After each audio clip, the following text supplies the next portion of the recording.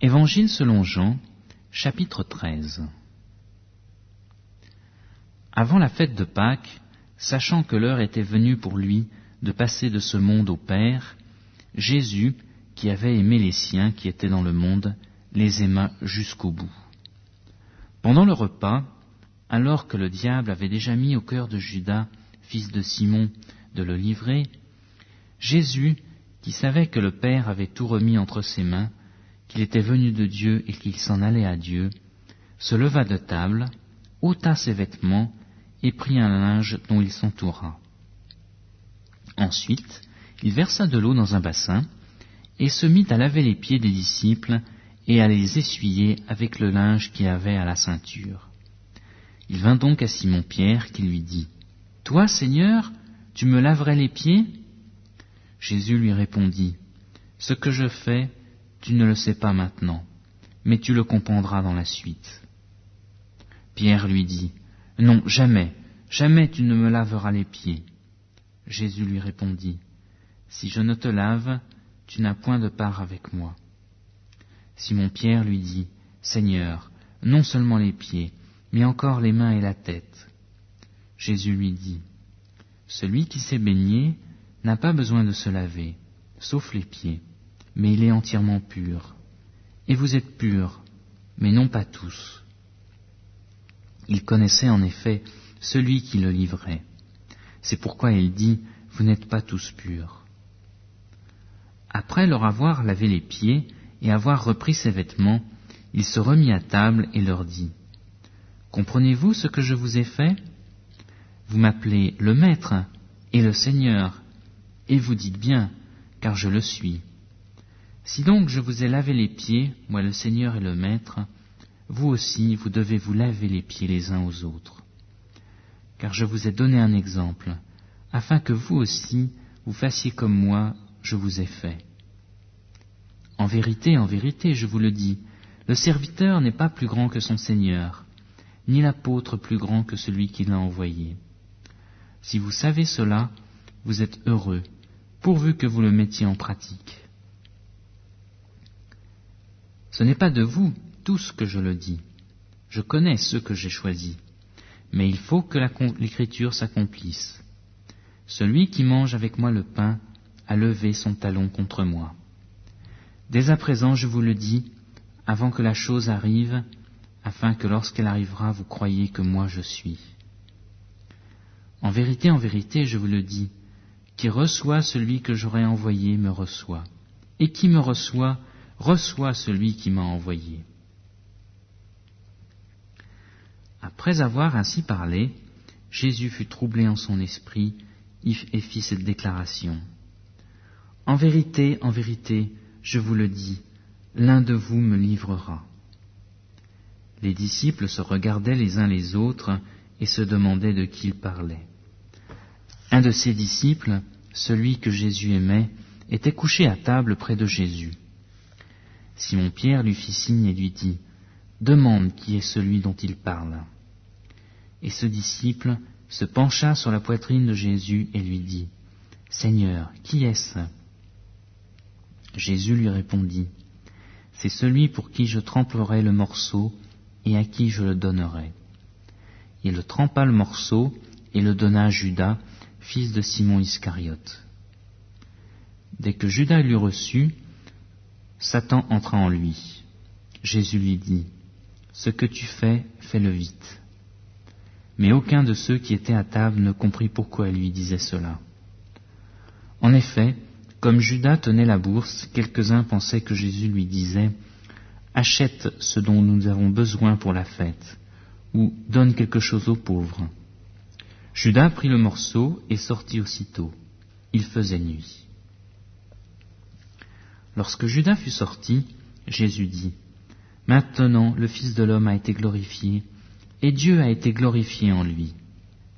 Si Dieu a été glorifié en lui, Dieu aussi le glorifiera en lui-même, et il le glorifiera bientôt. Petits enfants, je suis encore pour peu de temps avec vous. Vous me chercherez, et comme j'ai dit aux Juifs, là où je vais, vous ne pourrez venir. À vous aussi je le dis maintenant. Je vous donne un commandement nouveau, aimez-vous les uns les autres. Comme je vous ai aimé, vous aussi aimez-vous les uns les autres. À ceci, tous connaîtront que vous êtes mes disciples, si vous avez de l'amour les uns pour les autres. Simon-Pierre lui dit, « Seigneur, où vas-tu » Jésus répondit, « Là où je vais, tu ne peux pas maintenant me suivre, mais tu me suivras plus tard. » Seigneur, lui dit Pierre, « Pourquoi ne puis-je pas te suivre maintenant ? Je donnerai ma vie pour toi. » Jésus répondit, « Tu donneras ta vie pour moi ? En vérité, je te le dis, le coq ne chantera point que tu ne m'aies renié 3 fois. » Évangile selon Jean, chapitre 14. Que votre cœur ne se trouble pas. Croyez en Dieu, croyez aussi en moi. Il y a beaucoup de demeures dans la maison de mon Père. Sinon je vous l'aurais dit, car je vais vous préparer une place. Donc, si je m'en vais et vous prépare une place, je reviendrai et je vous prendrai avec moi, afin que là où je suis, vous y soyez aussi. Et où je vais, vous en savez le chemin. Thomas lui dit, « Seigneur, nous ne savons où tu vas. Comment saurions-nous le chemin ?» Jésus lui dit, « Moi, je suis le chemin, la vérité et la vie. Nul ne vient au Père que par moi. Si vous me connaissiez, vous connaîtriez aussi mon Père. Et dès maintenant, vous le connaissez et vous l'avez vu. » Philippe lui dit, « Seigneur, montre-nous le Père, et cela nous suffit. » Jésus lui dit, « Il y a si longtemps que je suis avec vous, et tu ne m'as pas connu, Philippe ? Celui qui m'a vu a vu le Père. Comment dis-tu, montre-nous le Père ? Ne crois-tu pas que je suis dans le Père, et que le Père est en moi ? Les paroles que je vous dis ne viennent pas de moi-même. Le Père qui demeure en moi accomplit ses œuvres. Croyez en moi. Je suis dans le Père et le Père est en moi. Sinon, croyez à cause de ses œuvres. En vérité, je vous le dis, celui qui croit en moi fera lui aussi les œuvres que moi je fais, et il en fera de plus grandes, parce que je m'en vais vers le Père. Et tout ce que vous demanderez en mon nom, je le ferai, afin que le Père soit glorifié dans le Fils. Si vous demandez quelque chose en mon nom, je le ferai. Si vous m'aimez, vous garderez mes commandements. Et moi je prierai le Père, et il vous donnera un autre consolateur, qui soit éternellement avec vous. L'Esprit de vérité, que le monde ne peut pas recevoir, parce qu'il ne le voit pas et il ne le connaît pas. Mais vous, vous le connaissez, parce qu'il demeure près de vous et qu'il sera en vous. Je vous ne laisse pas orphelin, je viens vers vous. Encore un peu de temps, et le monde ne me verra plus.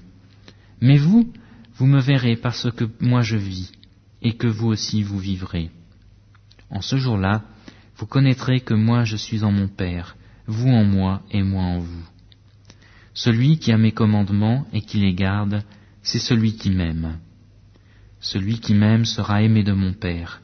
Moi aussi je l'aimerai et je me manifesterai à lui. Jude, non pas l'Iscariote, lui dit, « Seigneur, comment se fait-il que tu doives te manifester à nous et non au monde ?» Jésus lui répondit, « Si quelqu'un m'aime, il gardera ma parole, et mon Père l'aimera. Nous viendrons chez lui et nous ferons notre demeure chez lui. Celui qui ne m'aime pas ne gardera pas mes paroles, et la parole que vous entendez n'est pas de moi, mais du Père qui m'a envoyé. Je vous ai parlé de cela pendant que je demeure auprès de vous. Mais le Consolateur, le Saint-Esprit que le Père enverra en mon nom, c'est lui qui vous enseignera toutes choses et vous rappellera tout ce que moi je vous ai dit. Je vous laisse la paix, je vous donne ma paix. Moi, je ne vous donne pas comme le monde le donne. Que votre cœur ne se trouble pas et ne s'alarme pas. Vous avez entendu que je vous ai dit, je m'en vais et je reviendrai vers vous. Si vous m'aimiez, vous vous réjouiriez de ce que je vais vers le Père, car le Père est plus grand que moi. Je vous ai dit ces choses maintenant, avant qu'elles n'arrivent, afin que lorsqu'elles vous arriveront, vous croyiez. Je ne parlerai plus guère avec vous, car le prince du monde vient. Il n'a rien en moi. Mais c'est afin que le monde sache que j'aime le Père et que j'agis comme le Père me l'a commandé. Levez-vous et partons d'ici.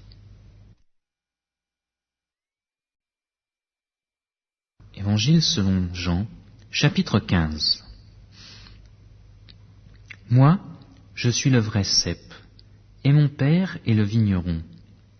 Tout sarment qui est en moi et qui ne porte pas de fruit, il le retranche. Et tout sarment qui porte du fruit, il l'émonde, afin qu'il porte encore plus de fruits. Déjà, vous êtes émondés, à cause de la parole que je vous ai annoncée. Demeurez en moi comme moi en vous. De même que le sarment ne peut porter de lui-même du fruit s'il ne demeure sur le cep, de même, vous non plus, si vous ne demeurez en moi. Moi, je suis le cep, vous, les sarments. Celui qui demeure en moi, comme moi en lui, porte beaucoup de fruits, car sans moi, vous ne pouvez rien faire. Si quelqu'un ne demeure pas en moi, il est jeté dehors, comme le sarment, et il sèche. Puis l'on ramasse les sarments, on les jette au feu, et ils brûlent. Si vous demeurez en moi, et que mes paroles demeurent en vous, demandez tout ce que vous voudrez, et cela vous sera accordé. Mon Père est glorifié en ceci, que vous portiez beaucoup de fruits, et vous serez mes disciples. Comme le Père m'a aimé, moi aussi je vous ai aimé. Demeurez dans mon amour. Si vous gardez mes commandements, vous demeurerez dans mon amour, comme j'ai gardé les commandements de mon Père, et que je demeure dans son amour. Je vous ai parlé ainsi, afin que ma joie soit en vous, et que votre joie soit complète. Voici mon commandement. Aimez-vous les uns les autres, comme je vous ai aimés. Il n'y a pour personne de plus grand amour que de donner sa vie pour ses amis. Vous êtes mes amis. Si vous faites ce que je vous commande, je ne vous appelle plus mes serviteurs, parce que le serviteur ne sait pas ce que fait son maître. Je vous ai appelés mes amis, parce que tout ce que j'ai appris de mon Père, je vous l'ai fait connaître.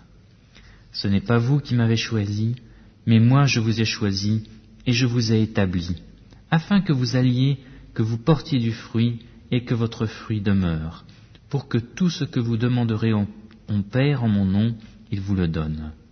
Ce que je vous commande, c'est de vous aimer les uns les autres.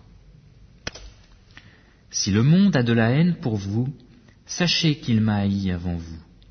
Si vous étiez du monde, le monde aimerait ce qui est à lui.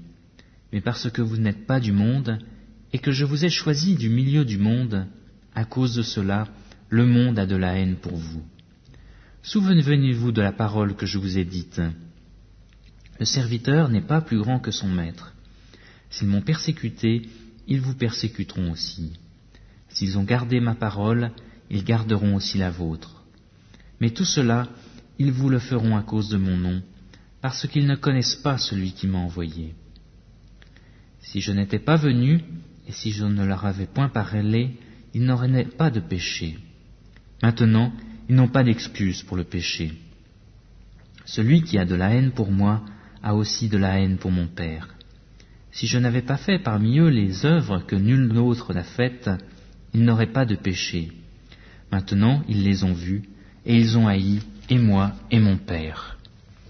Mais que cette parole écrite dans leur loi soit accomplie. Ils m'ont haï sans cause. Quand sera venu le Consolateur que je vous enverrai de la part du Père, l'Esprit de vérité qui provient du Père, il rendra témoignage de moi. Et vous aussi, vous me rendrez témoignage, parce que vous êtes avec moi depuis le commencement. Évangile selon Jean, chapitre 16. Je vous ai parlé ainsi pour que vous ne soyez pas scandalisés. Ils vous excluront des synagogues, et même l'heure vient où quiconque vous fera mourir pensera offrir un culte à Dieu. Et ils feront cela parce qu'ils n'ont connu ni le Père ni moi. Je vous ai parlé ainsi pour que l'heure venue, vous vous souveniez de ce que je vous l'ai dit. Je ne vous l'ai pas dit dès le commencement, parce que j'étais avec vous. Maintenant, je m'en vais vers celui qui m'a envoyé, et nul de vous ne me demande où vas-tu. Mais parce que je vous ai parlé ainsi, la tristesse a rempli votre cœur. Cependant, je vous dis la vérité, il est avantageux pour vous que je parte, car si je ne pars pas, le Consolateur ne viendra pas vers vous. Mais si je m'en vais, je vous l'enverrai. Et quand il sera venu, il convaincra le monde de péché, de justice et de jugement. De péché parce qu'il ne croit pas en moi, de justice parce que je vais vers le Père, et que vous ne me verrez plus, de jugement parce que le prince de ce monde, est jugé. J'ai encore beaucoup de choses à vous dire, mais vous ne vous pouvez pas les comprendre. Quand il sera venu, lui, l'Esprit de vérité, il vous conduira dans toute la vérité. Car ses paroles ne viendront pas de lui-même, mais il parlera de tout ce qu'il aura entendu, et vous annoncera les choses à venir. Lui me glorifiera, parce qu'il prendra de ce qui est à moi et vous l'annoncera. Tout ce que le Père a est à moi, et c'est pourquoi j'ai dit qu'il prendra de ce qui est à moi et vous l'annoncera. Encore un peu de temps, et vous ne me verrez plus, et puis encore un peu de temps, et vous me verrez de nouveau, parce que je vais vers le Père. Alors quelques-uns de ses disciples dirent entre eux, « Qu'est-ce qu'il nous dit? Encore un peu de temps, et vous ne me verrez plus, et puis encore un peu de temps, et vous me verrez, et je m'en vais vers le Père. » Il disait donc, « Que dit-il là? Un peu de temps ?» Nous ne savons pas de quoi il parle. Jésus, sachant qu'ils voulaient l'interroger, leur dit, « Vous questionnez les uns les autres sur ce que j'ai dit. Encore un peu de temps, et vous ne me verrez plus, et puis encore un peu de temps, et vous me verrez. En vérité, je vous le dis, vous pleurerez et vous vous lamenterez, et le monde se réjouira. Vous serez dans la tristesse, mais votre tristesse sera changée en joie. La femme, lorsqu'elle enfante, a de la tristesse, parce que son heure est venue. Quand elle a donné le jour à l'enfant, elle ne se souvient plus de sa douleur, à cause de la joie de ce qu'un homme soit venu au monde. Vous donc aussi, vous avez maintenant de la tristesse, mais je vous verrai de nouveau, votre cœur se réjouira, et nul ne vous ôtera votre joie. En ce jour-là, vous ne m'interrogerez plus sur rien. En vérité, je vous le dis, ce que vous demanderez au Père, il vous le donnera en mon nom. Jusqu'à présent, vous n'avez rien demandé en mon nom. Demandez et vous recevrez, afin que votre joie soit complète. Je vous ai parlé ainsi en parabole. L'heure vient où je ne vous parlerai plus en parabole, mais où je vous annoncerai ouvertement ce qui concerne le Père. En ce jour-là, vous demanderez en mon nom. Et je ne vous dis pas que je prierai le Père pour vous, car le Père lui-même vous aime, parce que vous m'avez aimé, et que vous avez cru que je suis sorti d'auprès de Dieu. Je suis sorti du Père, et je suis venu dans le monde. Maintenant, je quitte le monde, et je vais vers le Père. » Ses disciples lui dirent, « Voici que maintenant tu parles ouvertement, et que tu ne dis rien en parabole. Maintenant, nous savons que tu sais toutes choses, et que tu n'as pas besoin que personne n'interroge. C'est pourquoi nous croyons que tu es sorti de Dieu. » Jésus leur répondit, « Vous croyez maintenant. Voici que l'heure vient, et même elle est venue, où vous serez dispersés, chacun de son côté, et vous me laisserez seul. Mais moi je ne suis pas seul, car le Père est avec moi. Je vous ai parlé ainsi, pour que vous ayez la paix en moi. Vous aurez des tribulations dans le monde, mais prenez courage, moi j'ai vaincu le monde. » Évangile de Jean, chapitre 17. Après avoir ainsi parlé, Jésus leva les yeux au ciel et dit, « Père, l'heure est venue, glorifie ton Fils, afin que le Fils te glorifie, selon que tu lui as donné pouvoir sur toute chair, afin qu'il donne la vie éternelle à tous ceux que tu lui as donnés. Or la vie éternelle, c'est qu'ils te connaissent, toi le seul vrai Dieu, et celui que tu as envoyé, Jésus-Christ. je t'ai glorifié sur la terre. J'ai achevé l'œuvre que tu m'as donné à faire. Et maintenant, toi, Père, glorifie-moi auprès de toi-même de la gloire que j'avais auprès de toi avant que le monde fût. J'ai manifesté ton nom aux hommes que tu m'as donnés du milieu du monde. Ils étaient à toi et tu me les as donnés, et ils ont gardé ta parole. Maintenant, ils ont reconnu que tout ce que tu m'avais donné vient de toi. Car je leur ai donné les paroles que tu m'as données. Ils les ont reçues. Ils ont vraiment reconnu que je suis sorti d'auprès de toi, et ils ont cru que tu m'as envoyé. C'est pour eux que je te prie. Je ne prie pas pour le monde, mais pour ceux que tu m'as donnés, parce qu'ils sont à toi. Et tout ce qui est à moi est à toi, et ce qui est à toi est à moi. Et je suis glorifié en eux. Je ne suis plus dans le monde, eux sont dans le monde, et moi je m'en vais à toi. Père Saint, garde-les en ton nom, ce nom que tu m'as donné, afin qu'ils soient un comme nous. Lorsque j'étais avec eux, je gardais en ton nom ceux que tu m'as donnés. Je les ai préservés, et aucun d'entre eux ne s'est perdu, sinon le fils de perdition, afin que l'écriture soit accomplie. Et maintenant, je vais à toi, et je parle ainsi dans le monde, afin qu'ils aient en eux ma joie parfaite.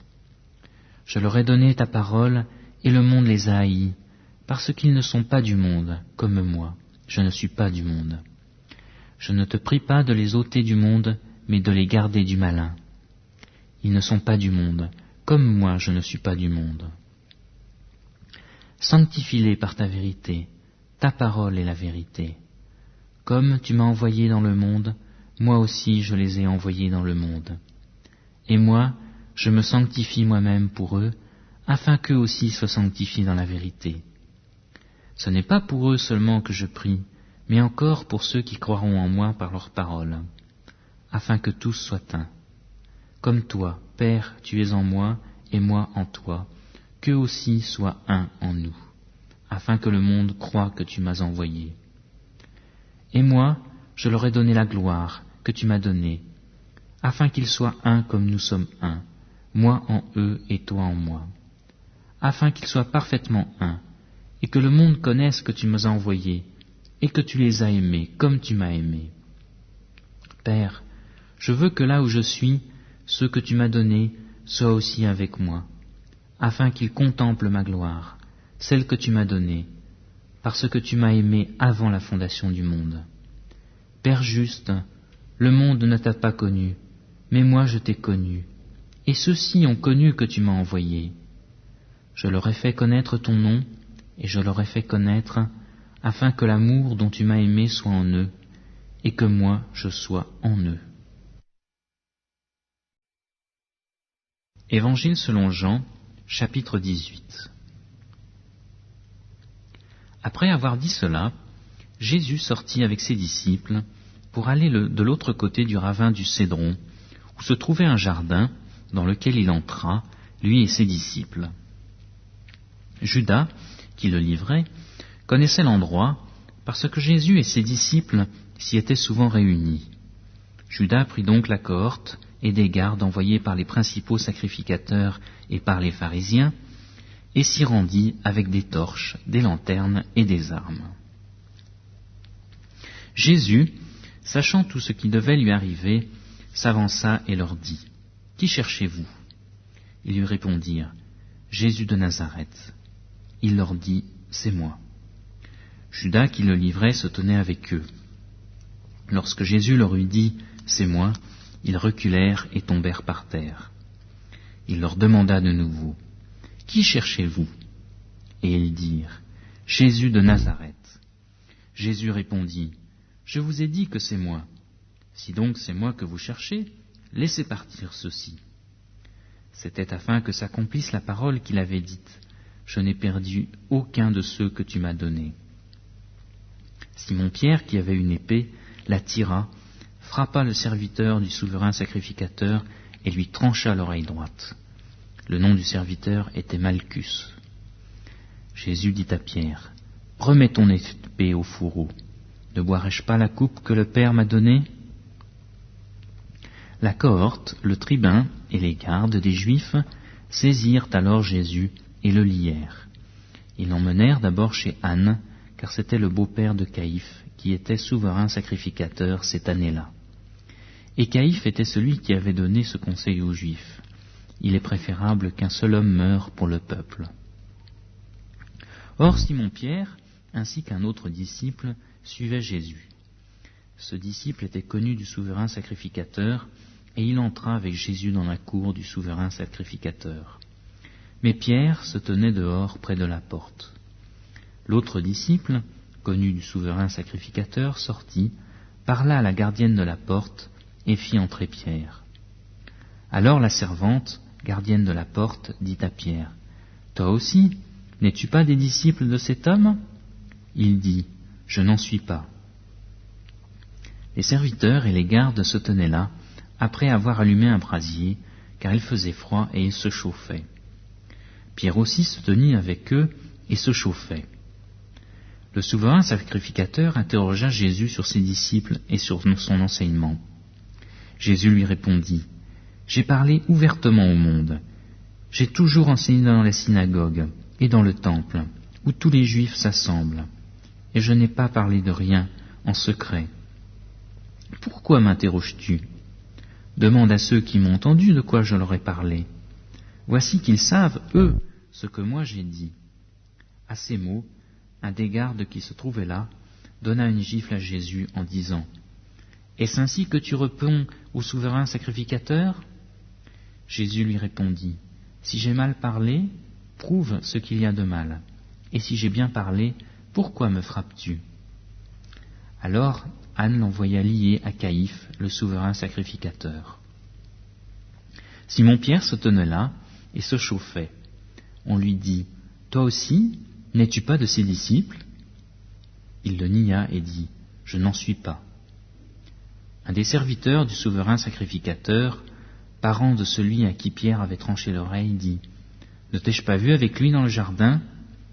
Pierre le nia de nouveau, et aussitôt un coq chanta. De chez Caïphe, ils emmenèrent Jésus au prétoire. C'était le matin. Ils n'entrèrent pas eux-mêmes dans le prétoire, afin de ne pas se souiller et de pouvoir manger la Pâque. Pilate sortit donc pour aller vers eux et dit, « Quelle accusation portez-vous contre cet homme ?» Ils lui répondirent, « Si ce n'était pas un malfaiteur, nous ne te l'aurions pas livré. » Sur quoi Pilate leur dit, « Prenez-le vous-même et jugez-le selon votre loi. » Les Juifs lui dirent, « Il ne nous est pas permis de mettre quelqu'un à mort. » C'était afin que s'accomplisse la parole que Jésus avait dite, pour indiquer de quelle mort il devait mourir. Pilate rentra dans le prétoire, appela Jésus et lui dit, « Es-tu le roi des Juifs ?» Jésus répondit, « Est-ce de toi-même que tu dis cela, ou d'autres te l'ont-ils dit de moi ?» Pilate répondit, « Moi, suis-je donc juif ? Ta nation et les principaux sacrificateurs t'ont livré à moi. Qu'as-tu fait ?» Jésus répondit, « Mon royaume n'est pas de ce monde. Si mon royaume était de ce monde, mes serviteurs auraient combattu pour moi, afin que je ne sois pas livré aux Juifs. Mais maintenant mon royaume n'est pas d'ici-bas. » Pilate lui dit, « Tu es donc roi ?» Jésus répondit, « Tu le dis, je suis roi. Voici pourquoi je suis né, et voici pourquoi je suis venu dans le monde, pour rendre témoignage à la vérité. Quiconque est de la vérité écoute ma voix. » Pilate lui dit, « Qu'est-ce que la vérité ?» Après avoir dit cela, il sortit de nouveau pour aller vers les Juifs et leur dit, « Moi, je ne trouve aucun motif de condamnation en lui. Mais c'est parmi vous une coutume que je relâche quelqu'un à la fête de Pâques. Voulez-vous que je vous relâche le roi des Juifs ?» Alors de nouveau ils crièrent, « Non, pas lui, mais Barabbas. » Or Barabbas était un brigand. Évangile selon Jean, chapitre 19. Alors Pilate fit prendre et flageller Jésus. Les soldats tressèrent une couronne d'épines qu'ils mirent sur sa tête et le revêtirent d'un manteau de pourpre. Puis ils s'approchaient de lui et disaient, « Salut, roi des Juifs !» et ils lui donnaient des gifles.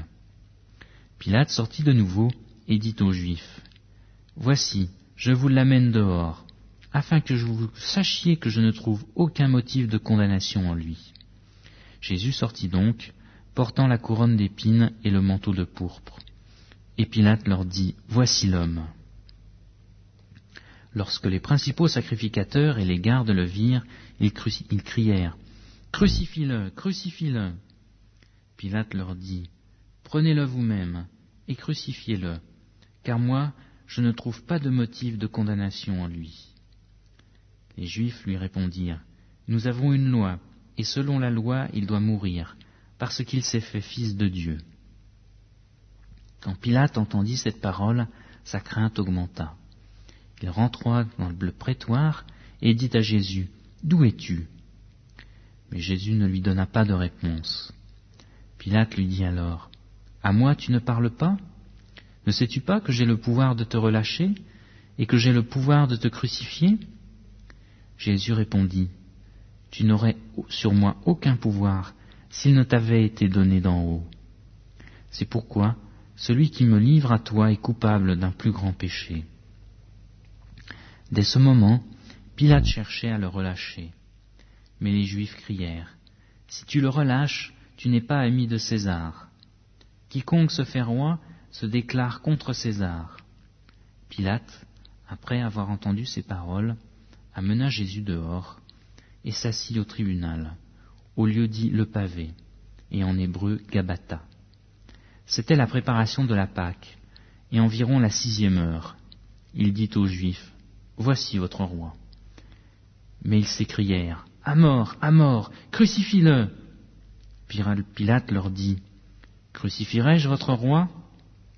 Les principaux sacrificateurs répondirent, « Nous n'avons de roi que César. » Alors il le leur livra pour être crucifié.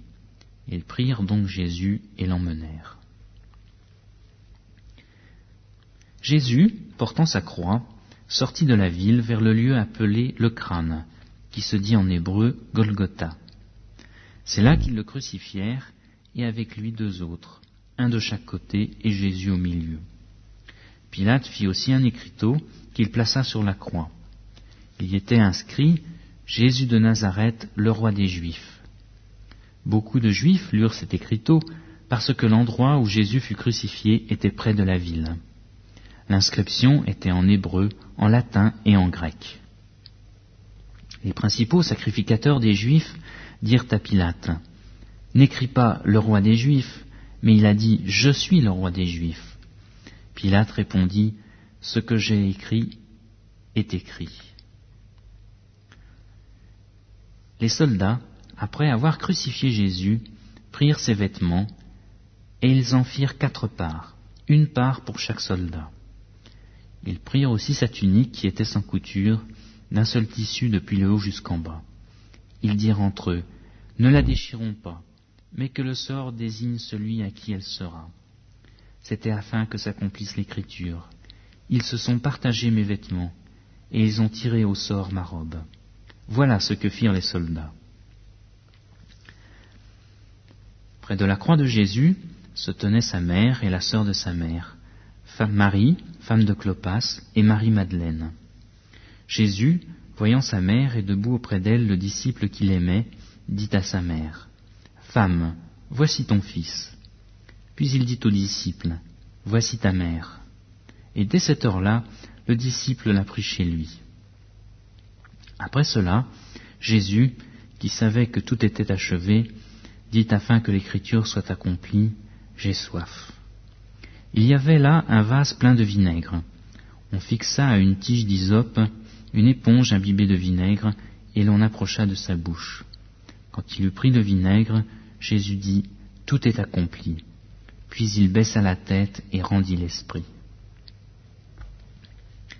C'était le jour de la préparation, et pour ne pas laisser les corps en croix pendant le sabbat, or ce sabbat était un grand jour, les Juifs demandaient à Pilate de les faire enlever après leur avoir brisé les jambes. Les soldats vinrent donc et brisèrent les jambes du premier, puis de l'autre qui avait été crucifié avec lui. Arrivés à Jésus, et le voyant déjà mort, ils ne lui brisèrent pas les jambes. Mais un des soldats lui perça le côté avec une lance, et aussitôt il sortit de l'eau et du sang. Celui qui l'a vu en a rendu témoignage, et son témoignage est vrai. Et lui, il sait qu'il dit vrai, afin que vous croyiez, vous aussi. Cela est arrivé pour que l'Écriture soit accomplie. Aucun des os ne sera brisé. Et d'ailleurs, l'Écriture dit encore, « Ils regarderont à celui qu'ils ont percé. » Après cela, Joseph d'Arimathée, qui était disciple de Jésus, mais en secret par crainte des Juifs, demanda à Pilate la permission d'enlever le corps de Jésus. Et Pilate le permit. Il vint donc et enleva le corps. Nicodème, qui auparavant était allé de nuit vers Jésus, vint aussi et apporta un mélange d'environ 100 livres de myrrhe et d'aloès. Ils prirent donc le corps de Jésus et l'enveloppèrent de bandelettes, avec les aromates, comme c'était la coutume d'ensevelir chez les Juifs. Or, il y avait un jardin à l'endroit où il avait été crucifié, et dans le jardin, un tombeau neuf où personne encore n'avait été déposé. Ce fut là qu'ils déposèrent Jésus à cause de la préparation des Juifs, parce que le tombeau était proche.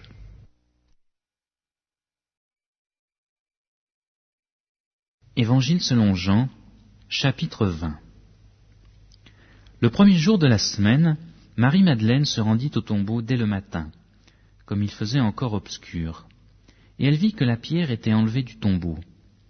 Elle courut trouver Simon-Pierre et l'autre disciple que Jésus aimait, et leur dit, « On a enlevé du tombeau le Seigneur, et nous ne savons pas où on l'a mis. » Pierre et l'autre disciple sortirent pour aller au tombeau.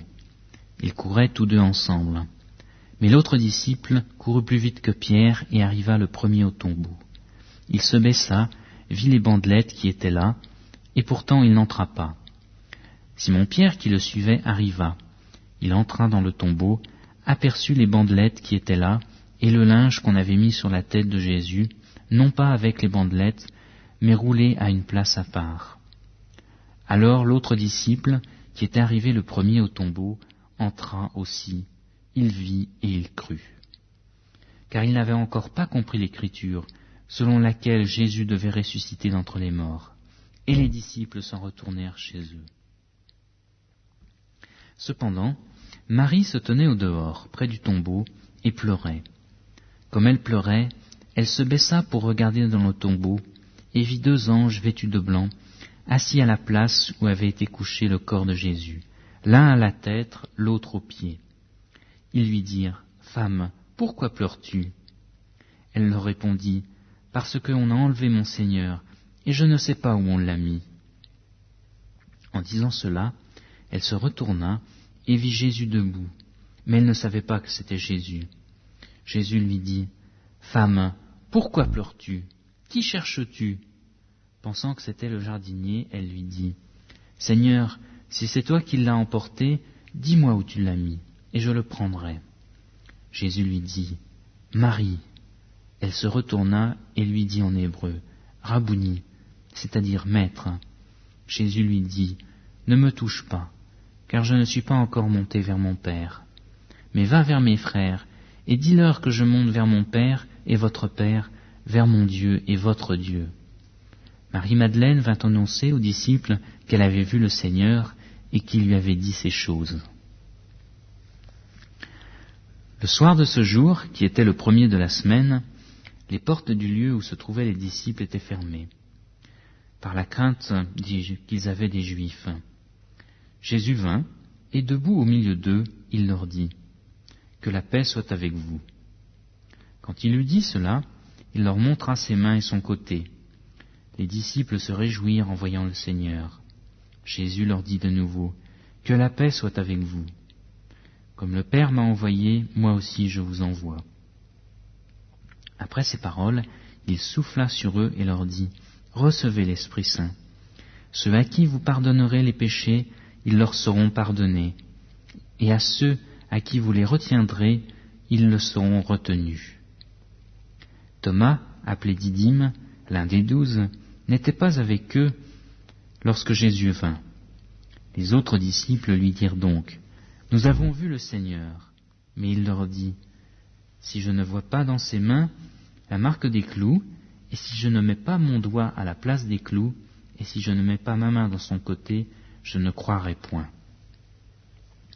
8 jours après, les disciples de Jésus étaient de nouveau dans la maison, et Thomas avec eux. Jésus vint, les portes étant fermées, et debout au milieu d'eux, il leur dit, « Que la paix soit avec vous. » Puis il dit à Thomas, « Avance ici ton doigt, regarde mes mains, avance aussi ta main, et mets-la dans mon côté, et ne sois pas incrédule, mais crois. » Thomas lui répondit, « Mon Seigneur et mon Dieu. » Jésus lui dit, « Parce que tu m'as vu, tu as cru. Heureux ceux qui n'ont pas vu et qui ont cru. » Jésus a fait encore, en présence de ses disciples, beaucoup d'autres miracles qui ne sont pas écrits dans ce livre. Mais ceci est écrit afin que vous croyiez que Jésus est le Christ, le Fils de Dieu, et qu'en croyant, vous ayez la vie en son nom. Évangile selon Jean, chapitre 21. Après cela, Jésus se manifesta encore aux disciples sur les bords de la mer de Tibériade.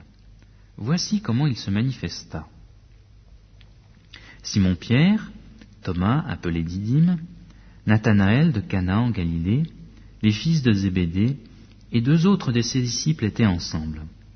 Simon-Pierre leur dit, « Je vais pêcher. » Ils lui dirent, « Nous allons nous aussi avec toi. » Ils sortirent et montèrent dans la barque.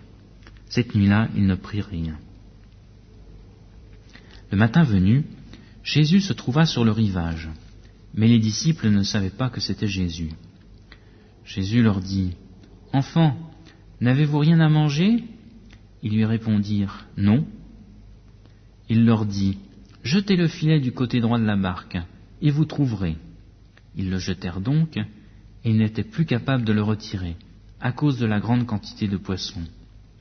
Alors le disciple que Jésus aimait dit à Pierre, « C'est le Seigneur !» Dès que Simon-Pierre eut entendu que c'était le Seigneur, il mit son vêtement, car il était nu, et se jeta dans la mer. Les autres disciples vinrent avec la barque, entraînant le filet plein de poissons, car ils étaient éloignés de terre que d'environ 200 coudées. Lorsqu'ils furent descendus à terre, ils virent là un brasier, du poisson posé dessus, et du pain. Jésus leur dit, « Apportez les poissons que vous venez de prendre. » Simon-Pierre monta dans la barque et tira à terre le filet, plein de 153 gros poissons. Et quoiqu'il y en eût tant, le filet ne se déchira pas. Jésus leur dit, « Venez manger. » Et aucun des disciples n'osait lui demander, « Qui es-tu » car il savait que c'était le Seigneur. Jésus s'approcha, prit le pain et le leur donna, ainsi que le poisson.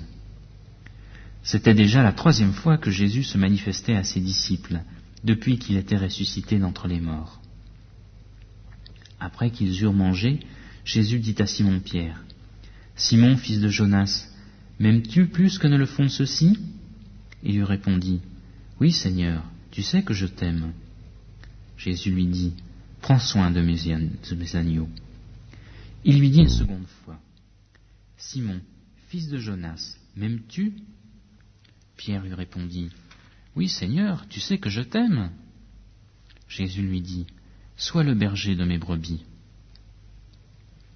Il lui dit pour la 3e fois, « Simon, fils de Jonas, m'aimes-tu » Pierre fut attristé de ce qu'il lui avait dit pour la 3e fois, « M'aimes-tu » Et il lui répondit, « Seigneur, tu sais toutes choses, tu sais que je t'aime. » Jésus lui dit, « Prends soin de mes brebis.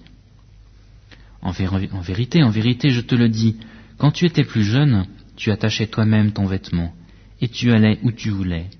Mais quand tu seras vieux, tu étendras tes mains, et un autre te l'attachera, et te mènera où tu ne voudras pas. » Il dit cela pour indiquer par quelle mort Pierre glorifierait Dieu. Après avoir ainsi parlé, il lui dit, « Suis-moi. » Pierre se retourna et vit venir à leur suite le disciple que Jésus aimait, celui qui pendant le souper s'était penché sur la poitrine de Jésus et avait dit, « Seigneur, qui est celui qui te livre ?» En le voyant, Pierre dit à Jésus, « Et celui-ci, Seigneur, que lui arrivera-t-il » Jésus lui dit, « Si tu veux qu'il demeure jusqu'à ce que je vienne, que t'importe. Toi, suis-moi. » Là-dessus, le bruit se répandit que parmi les frères, ce disciple ne mourrait pas. Pourtant, Jésus ne lui avait pas dit qu'il ne mourrait pas. Mais si je veux qu'il demeure jusqu'à ce que je vienne, que t'importe.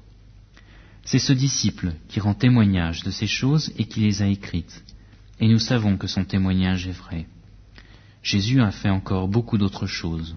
Si on les écrivait en détail, je ne pense pas que le monde même pourrait contenir les livres qu'on écrirait.